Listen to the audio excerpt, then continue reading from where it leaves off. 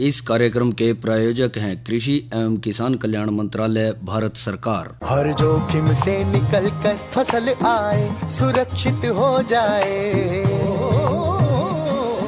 फसल बीमा से हर किसान अब आत्मनिर्भर हो जाए। संकट के समय प्रधानमंत्री फसल बीमा योजना किसानों के लिए वरदान है।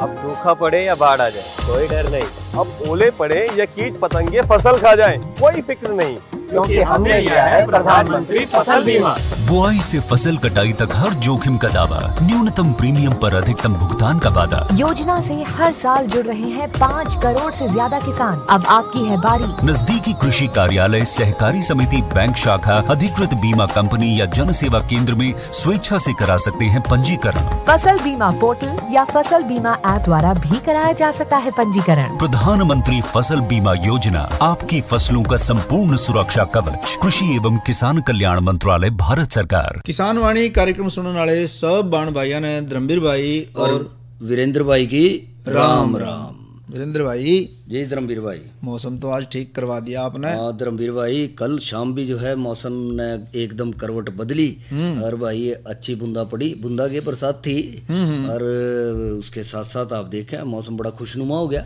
खुशनुमा तो हो गया, पर जैसे ही बरसात का जैसे मान लिया टपका लग गया ना जी, और जैसे ही बरसात आवा, मौसम तब्दील होते ही सार जो अपनी सब्जियां हैं, फसलें हैं, उन पे ये मौसम भी प्रभाव तो दिखावेगा। देखो यह तो बात सही है। देखो धर्मवीर भाई, प्रभाव जो है हर फसल बाड़ी पे दिखा है। धान की फसल है, धान के किसान कहेंगे अच्छा भाई बढ़ गया, खेत में पानी अच्छा खड़ा हो गया, पेडिया ने पानी मिल गया। और दूसरी तरफ जो उनसे होंगे घास वाले होंगे, इन्हों का ठीक है सुहांदा सुहांदा सा मिल जा पानी। सब्जी वाले भी नहीं कहेंगे भाई खड़े ना हो, बिल डूब जाएंगी। तो फिर क्यों ना एक चर्चा करी जाए।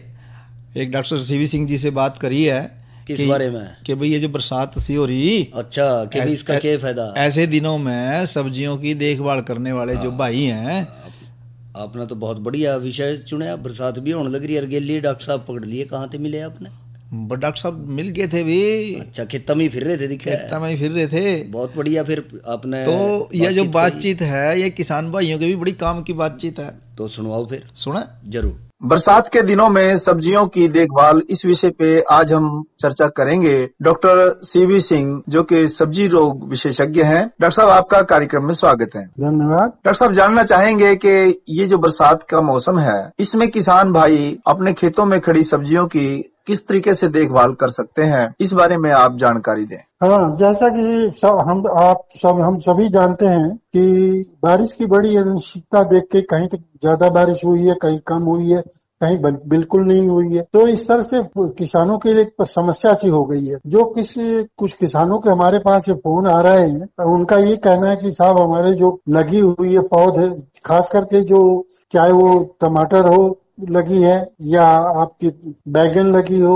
मिर्च लगी है, शिमला मिर्च लगी है, तो उनकी है कि सब कुछ हमारे पौधे मर रहे हैं। तो इसमें थोड़ा सा होता है कि आजकल तापमान में ये उतार चढ़ाव में ये पौध मरने की समस्या ज्यादा आती है। तो इसके प्रिकॉशन के लिए किसान भाइयों को बताना चाहूंगा कि अगर 2-4 पत्तियों को हो गई हो और पौध तैयार हो और बीच बीच में रड़ियों में पौधे की मरने की समस्या आ रही है, तो इसे कहते हैं अंग्रेजी में डैम्पिंग आर्ट, पदगलन जड़गलन रोग। तो इसके लिए अच्छा तो हो कि बीज बिजाई के पूर्व ही बीज का अगर उपचार किए होते तो काफी हद तक ये समस्या से निजात मिल सकती थी। लेकिन फिलहाल अब जो आपकी समस्या, किसानों की समस्या के अनुसार मैं बताना चाहूंगा कि जिस किसान की, चाहे वो आपकी टमाटर हो, चाहे बैगन हो, चाहे मिर्च हो, चाहे शिमला मिर्च हो, अगर ये पौधे खेत में खड़ी है और इस तरह की समस्या आ रही है, तो एक थीरम नाम की दवा आती है और उसको 3 ग्राम और 1 लीटर पानी में घोल बनाकर ट्रेंचिंग करना कि सिंचाई करें हल्की फवारे से, तो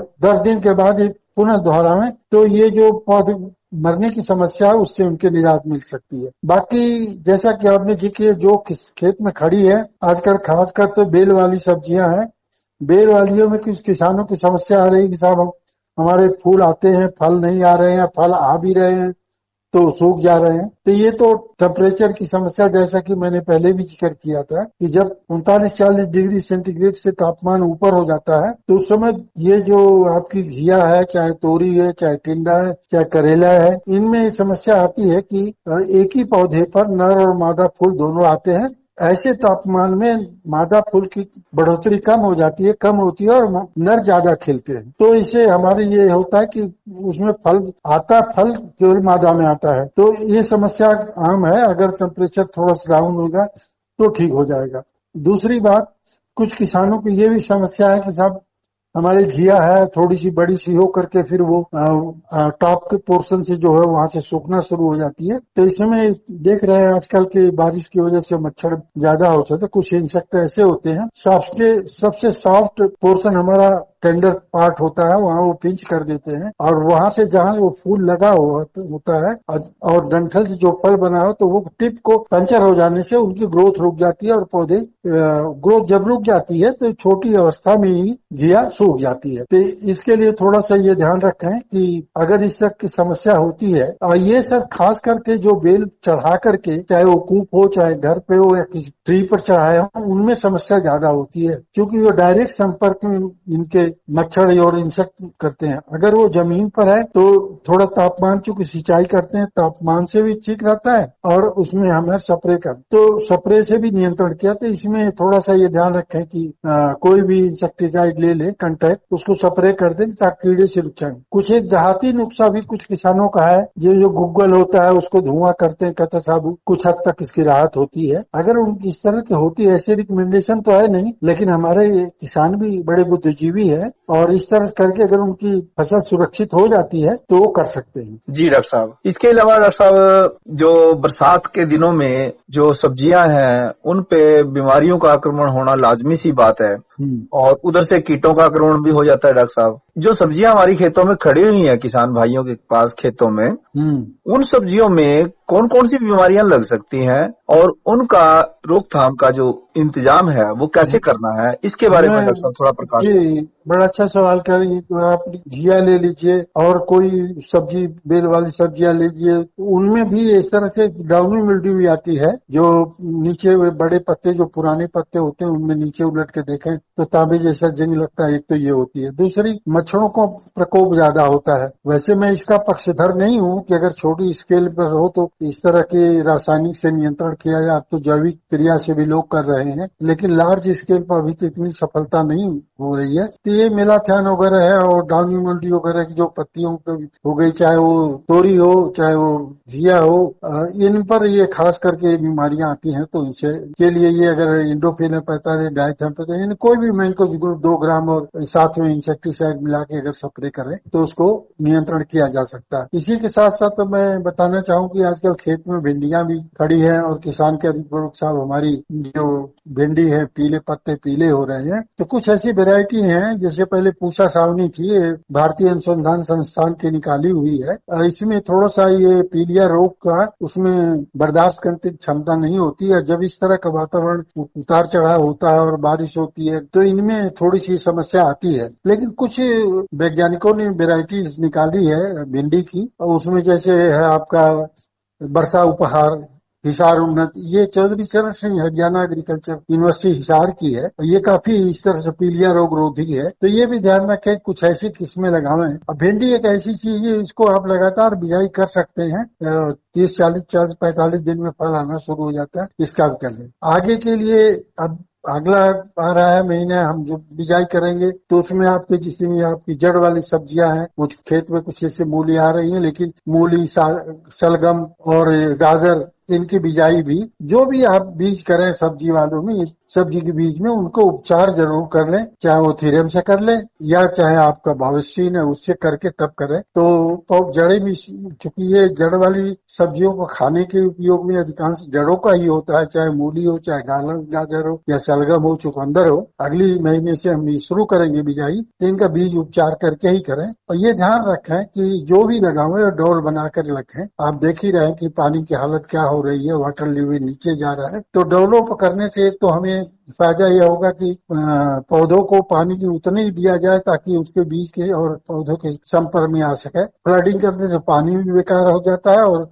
नमी के वजह से ये खरपतवार भी काफी निकलते हैं। तो जो भी बिजाई इन दिनों में करें वो डौलों पर करें और लाइनों में करें और प्रॉपर स्पेसिंग। कुछ किसान भाई ऐसे भी करते हैं, छेटा देती, छेटे के लिए मैं नहीं कहता, लेकिन अगर डोल पर भी हुए तो अगर जब पौधे जमने के बाद उनकी थिनिंग कर लें, थिनिंग करके जहाँ ज्यादा घिन का पौधा है उसको निकाल दें, तो ताकि उसको जो जड़ लेनी होती है वो स्वस्थ और अच्छी हो, ताकि हमें मार्केट में अच्छे भाव मिल सके। जी डॉक्टर साहब, तो इसके अलावा डॉक्टर साहब आपका किसानों के नाम कोई संदेश? बस यही मेरा है कि भाई देखिए, जल का बहुत दुरुपयोग हो रहा है हमारे यहाँ। एक तो पानी की बचत करें और ऐसी फसलें लगावें जो खासकर सब्जी वर्गी के लगा भी रहे हैं लोग, ये डौलो बना करके, मेड़े बना के रिजेस पर इसकी बिजाई करें। और सबसे बड़ी चीज कि इन दिनों खास करके तापमान के उतार चढ़ाव को देखते हुए, क्योंकि सब्जी के बीज काफी महंगे होते हैं, तो जो ये पौधे जमने के बाद मर जाते हैं तो बड़ी दिक्कत होती है, परेशानी होती है।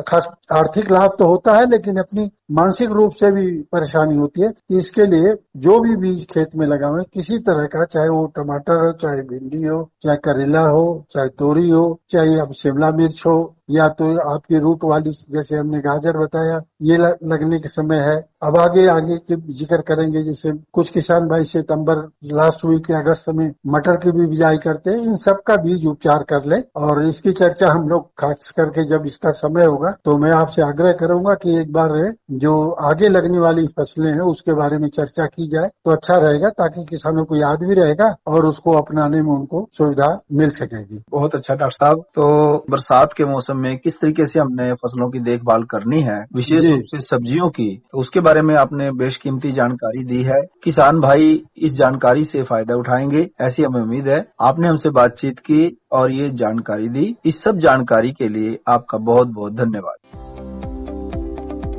कृषि के क्षेत्र में हरियाणा की अपनी खास पहचान है। गेहूं और धान की खेती के लिए ये राज्य प्रसिद्ध है, परंतु अब यहाँ के मेहनती किसान परंपरागत खेती की जगह नई फसलों को भी अपना रहे हैं। धान की फसल सिंचाई के पानी की अत्यधिक खपत करती है, जबकि पानी की उपलब्धता एक कठिन चुनौती बनती जा रही है।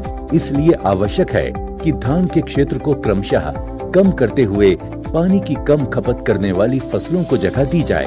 भारत सरकार की महत्वाकांक्षी राष्ट्रीय कृषि विकास योजना के फसल विविधीकरण कार्यक्रम के तहत किसानों को धान की जगह वैकल्पिक फसलें उगाने के लिए प्रोत्साहित किया जा रहा है। इस प्रयास को आगे बढ़ाते हुए हरियाणा राज्य सरकार ने मेरा पानी मेरी विरासत नामक एक अभिनव और प्रभावी योजना लागू की है। इसके अंतर्गत धान की जगह वैकल्पिक फसलें उगाने वाले किसानों को 7,000 रुपए प्रति एकड़ की दर से प्रोत्साहन राशि दी जाती है। हरियाणा सरकार के संगठित प्रयासों और किसानों के सहयोग से वर्ष खरीफ 2020 व 2021 में कुल लगभग 1,16,000 एकड़ क्षेत्र में धान की जगह वैकल्पिक फसलें उगाई गयी। इसके लिए किसानों को 76 करोड़ रुपए प्रोत्साहन राशि के रूप में दिए गए। फसल विविधीकरण के प्रयासों से वर्ष 2019-20 से 2021-22 के बीच धान के कुल क्षेत्र में लगभग 10% की कमी आई है। राज्य सरकार द्वारा एक अन्य प्रभावी योजना भी चलाई जा रही है, जिसके तहत धान की सीधी बुआई की जाती है। खरीफ 2021 के दौरान लगभग 17,000 एकड़ में धान की सीधी बुआई के लिए 8,627 किसानों को लगभग 9 करोड़ की प्रोत्साहन राशि राष्ट्रीय कृषि विकास योजना के अंतर्गत दी गई। इस वर्ष 1 लाख एकड़ का लक्ष्य रखा गया है। खरीफ 2021 के दौरान एक अन्य विविधीकरण स्कीम के तहत लगभग 34,000 एकड़ क्षेत्र में 22,000 किसानों ने दलहन तिलहन की खेती की और उन्हें 4,000 रुपए प्रति एकड़ की दर से लगभग 14 करोड़ रुपए की प्रोत्साहन राशि दी गई। गत वर्ष की तुलना में 2021-22 के दौरान दालों के क्षेत्र में करीब 40% तथा तिलहन में 11% की बढ़ोतरी हुई। भारत सरकार के सहयोग से राज्य सरकार के प्रयासों और योजनाओं ने फसल विविधीकरण की सफलता की अनेक कहानियां लिखी हैं। ऐसी ही एक कहानी है कैथल जिले की उप तहसील सीवन की। यहाँ के किसान धान और गेहूं की जगह खरबूजा, खीरा और टिंडा उगाकर उन्नति की नई राह पर आगे बढ़ रहे हैं। हमारे यहाँ पे स्कीम आई है सरकार की तरफ से, मेरी पानी मेरी विरासत।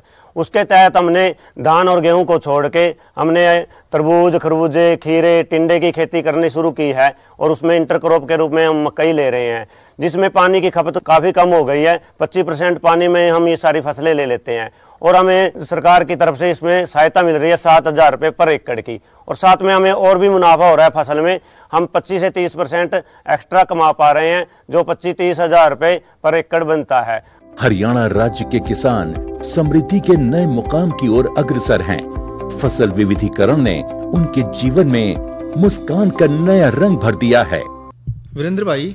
जी हाँ धर्मवीर भाई, तो ये तो बात ठीक है कि भाई सब्जियों की देखभाल भी करनी, और हमने परंपरागत जो हमारी खेती है, जी हाँ, जो हमने फसलें लेनी शुरू कर रखी थी, गेहूं धान वगैरह होगी, इनसे हट के फसल चक्र अपना ले, मतलब फसल चक्र अपना लेंगे तो फायदा ही फायदा है। बिल्कुल सही कह रहे हो आप, के अदल बदल करके बोएंगे और ऐसी फसलों को भी अहमियत दी जाए कि जो कम पानी में हो जा और अच्छी खासी आमदन दे दे, तो उस जैसी बात ही नहीं। और एक और बात विशेष कि जो सरकार है, ऐसे जो सफल किसान है, जी हाँ, ऐसे सफल किसानों को पूरे भारतवर्ष से इकट्ठा कर लिया। अच्छा, 75,000 ऐसे सफल किसान हैं पूरे देश में से, होंगे तो और भी ज्यादा, हाँ ज़्यादा भी होंगे, ठीक कह रहे हैं आप, कि जिन्होंने अपनी जो आमदनी है उसको दुगना कर लिया, जितना कमा रहे थे ऐसे प्रयासों से। तो उनको सम्मानित करने के लिए, जी हाँ, जो सबसे बड़ी संस्था है अपने भारतवर्ष में, कौन सी वाला, कृषि के मामले में भारतीय कृषि अनुसंधान परिषद, अच्छा, जिसने कहते हैं ICAR, ठीक, तो उसका कल 16 जुलाई को, जी हाँ, 94वां स्थापना दिवस मनाया जा रहा है। 94 साल हो जाएंगे उन्हें, 94 साल हो जाएंगे। 16 जुलाई 1929 को उसकी स्थापना हुई थी, ठीक करें, मतलब देश के आजाद होने से पहले उसकी स्थापना हुई है।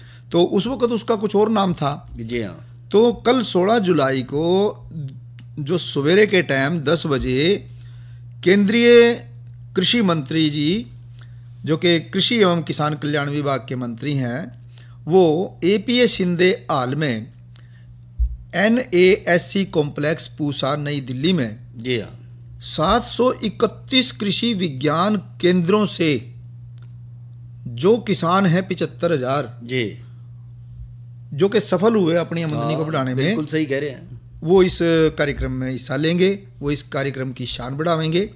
तो किसान भाइयों को हम सूचना देवें। बहुत अच्छी सूचना दी धर्मवीर भाई आपने, और जाहिर है कि आपने कितने बताए, 75,000 किसान जा रहे हैं, हो सका अगले साल ये इससे भी बढ़ जा संख्या, बढ़ेंगे ही। अगर हम ये देखा ना वीरेंद्र भाई, देखो परंपरागत जो हमारे में है धान गेहूं, तो एक तो उनमें पानी का तो बहुत जबरदस्त दोहन हो रहा है, चोए कितने तड़ा चले गए, बिल्कुल सही कह रहे हैं ना। और जो मिट्टी है उसकी उर्वरक शक्ति पे भी प्रभाव पड़ रहा है, बहुत उल्टा बदल के बोएंगे तो उससे जो है नई ताकत मिलेगी, नई जान आएगी मिट्टी में, और पैदावार अपने आप कुदरती तौर पे बढ़ेगी। और सावन का महीना लग रहा, बिल्कुल सही कह रहे हैं। अगर आप सावन का गीत सुनोगे तो आपके भी जो खून है, नहीं खून, अच्छा, नसों में यो भी ताजा हो जाएगा। तो ऐसा कौन सा गीत सुनवा रहे हैं सावन का महीने का, तो बहुत प्रतीक्षा रहा है। लो फिर आपने बड़ी ऐसा गीत सुनवा दें, जरूर।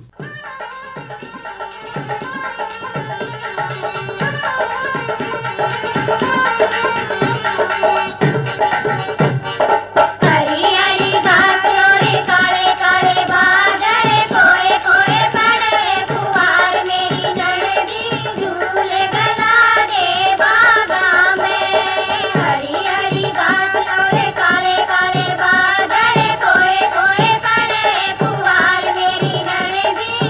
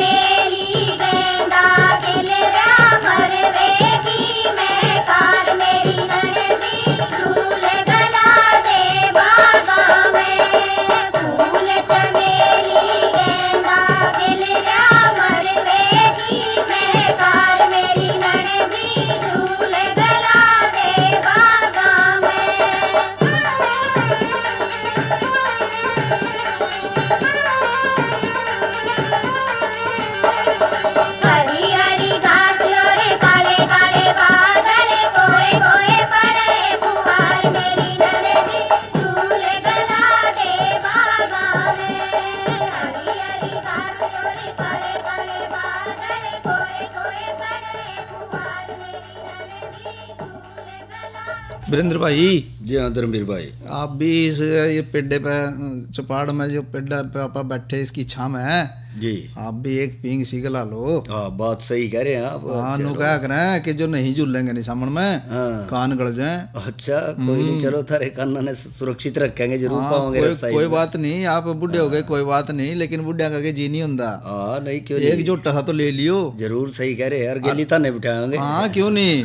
अरनू कहूँ मौसम का क्या हाल है? हाँ अब जहाँ तक मौसम की जानकारी की बात है तो धर्मवीर भाई आज का अधिकतम तापमान रहा 38 डिग्री सेल्सियस, न्यूनतम रहा 27 डिग्री सेल्सियस। और कल भी जो है अधिकतम 38 डिग्री और न्यूनतम 27 डिग्री सेल्सियस रहने की संभावना है। हवा की गति रही 9.8 किलोमीटर प्रति घंटे की रफ्तार से हवाएं चली और कहीं कहीं जो है हल्के बादल छाए रहने की संभावना बनी रही। और जहाँ तक कल भी ऐसे ही हल्के हल्के कहीं हवाएं चलेंगी और कहीं कहीं जो है बादल के साथ जो है बूंदाबांदी की संभावना बन सके है। अच्छा। और जहाँ तक कल के कृषि कार्यक्रम की बात है तो कल चर्चा का विषय रहेगा धान फसल में पोषक तत्वों की कमी व समाधान, और दूसरा चर्चा का विषय हमारा रहेगा मृदा स्वास्थ्य कार्ड योजना। जी अरनू बताओ, इनका जो धान है धान आप बोन भी लग रहे। जी हाँ, बहुत सारे भाइयों ने लाभ भी ली, पर ये जो खरीफ के जो समर्थन मूल्य सरकार ने घोषित करे हैं। हाँ मैं समझी आपकी बात। आप बात करना चाह रहे हैं न्यूनतम समर्थन मूल्यों में कि भाई क्या कुछ रहे हैं आने वाला जो वर्ष है वित्तीय वर्ष हमारा खरीफ का सन 2022-23 के अनुसार। तो धर्मवीर भाई जहाँ तक धान सामान्य की बात है 2040 रुपये जो है इसका निर्धारित कराया गया और इसमें जो है लगभग 100 रुपये की वृद्धि हुई और 50% मुनाफा इसमें लागत का बढ़ेगा। धान ग्रेड ए जो है 2060 रुपये रहा और अधिक इसमें वृद्धि 100 रुपये जो है वो हो सकेगी।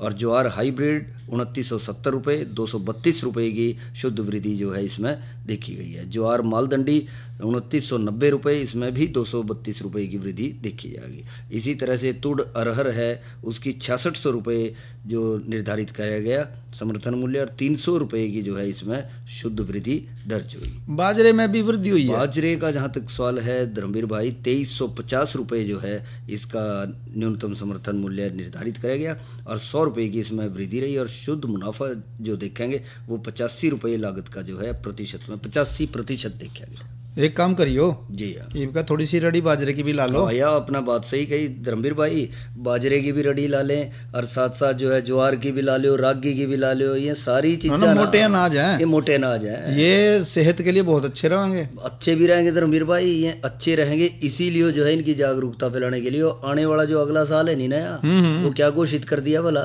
वो क्या घोषित करे भाई? अंतरराष्ट्रीय जो वो है अंतरराष्ट्रीय मिलेट वर्ष यानी मोटे अनाज का वर्ष, जिसमें कि ज्वार बाजरा रागी वगैरह ये सारे सम्मिलित है। अच्छा एक बात और बताओ, आप वो के को थे डिंगरी खुम्ब। हाँ, ये आगे आप बात कर रहे हो नई फसल नई उमंग की बात पे, नई बात कर लिया आपने फिर डिंगरी खुम्ब की। तो डिंगरी खुम्ब भी एक अच्छी चीज़ है, जो खुशबूदार खुम्ब है, खाने में बहुत स्वादिष्ट है और अच्छा पोषण करे। और इसको जो है आइस्टर खुम्ब भी कहते हैं क्योंकि ये सीपनुमा है। और इसकी खेती के लिए जो है बड़ी आसान है। मौसम सुहावना, मन भावना हो जा, डिंगरी काश्त की जो करनी है। और इसने 2 महीने छोड़ दो बस, मई और जून में ना करो क्योंकि तापमान ज्यादा रहे, बाकी सारा साल जब मर्जी लगा लो इसने। पर इसको देखो, कोई भी काम हो वीरेंद्र भाई जी, एक बात हम जरूर कहेंगे किसान भाइयों को कि जो भी भाई डिंगरी खुम्ब की खेती करना चाहता है जी, उसको चाहिए कि पहले वो प्रशिक्षण ले ले, प्रशिक्षण लेके और फिर विधि पूर्वक काम करे, तो फायदा ही फायदा है। और न्यू ना सोचा भाई सरल है, कम खर्चीली है, पर जितना सरल भी है उस सरलता को भी वैज्ञानिक विधि से, तकनीक से करेंगे तो और बेहतर पैदावार उससे मिलेगी। अरे अरे अरे क्या कर रहा है? इधर इधर इधर हम बोल रहे हैं तेरे बीजू का। पुतला बोल रहा है? पक्षियों से तो हम खेत को बचा लेते हैं, पर इन घातक रसायनों से कैसे बचाएं? मतलब? देख बेटा, तू जो ये अंधाधुंध रसायन मिलाता है ना, मिट्टी की सेहत बिगड़ने लगी है। और जब माटी ही कमजोर पड़ जाएगी तो उपज कैसे सेहतमंद होगी? अरे पहले ऐसा नहीं था, पूछना अपने बड़े बुजुर्गों से, कैसे फसल लहलहाती थी, शुद्धता झलकती थी। हाँ, माटी भी तंदुरुस्त और लोग भी। अरे पहली वाली बात कहाँ? पर अब तो सब यही डाले हैं। सब नहीं, आज भी लाखों जागरूक किसान परंपरागत विधि से फसल उगा रहे हैं। खर्चा कम और उपज की कीमत भी बेहतर पा रहे हैं। सच है? रे बेटे एक्सपीरियंस से बता रहे हैं, धूप में बाल सफेद नहीं किए हैं। हाँ। ठीक है भाई, मैं भी आज से जैविक खेती शुरू करूंगा। माटी से प्रेम की परंपरा है, परंपरागत खेती। तो वीरेंद्र भाई जी हाँ, धर्मवीर भाई, हम किसान वाणी जो कार्यक्रम है, हम इसमें नई नई जानकारियां लेकर के आते हैं और किसान भाई इन जानकारियों को सुनें, समझें और इनको अपने खेतों तक लेके जावें तकनीकों को, तो इनका फ़ायदा, बेहतर फ़ायदा उठाया जा सके। और धर्मवीर भाई, आज तो आपने बहुत कुछ जानकारी दी फसलों के न्यूनतम समर्थन मूल्य पे। इसके साथ साथ आपने डॉक्टर CB सिंह से बातचीत सुनवा दी। इसके अलावा आपने ICAR स्थापना दिवस पे भी बात कर ली, मौसम की जानकारी दे दी, कल के कृषि कार्यक्रम के बारे में बता दिया और चलते चलते आपने डिंगरी खुम्ब की खेती के बारे में भी बता दिया। तो आज तो बहुत ज़्यादा जानकारी आप लेकर आए और कल भी मेरे ख्याल में इसीलिए तैयार हो रहे थे आपके, तो इतनी जानकारी देंगे। एक और बात बता दें फिर आपने क्या बोला? इस कार्यक्रम के प्रायोजक थे कृषि एवं किसान कल्याण मंत्रालय, भारत सरकार। तो अब जो है समय कह रहा कि लो भाइयों से इजाजत। जरूर।